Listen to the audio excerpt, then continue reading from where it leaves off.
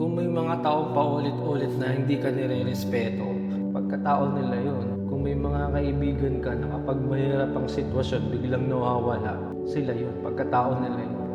Kung may mga tao naman na nilalabag na yung boundaries mo, tapos ang tawag nila doon, pag-ibig, pagmamahal, pagkatao nila yun. At kung may mga tao naman na nagsisinungaling para lang protektahan yung sarili nila, hindi yung tiwala mo, pagkatao nila yun. At kung may mga tao naman na pinapaisip sa'yo, kung may halaga ka pa ba, pagkatao nila yun, hayaan mo sila. Hindi mo sila mababago. Hayaan mo sila.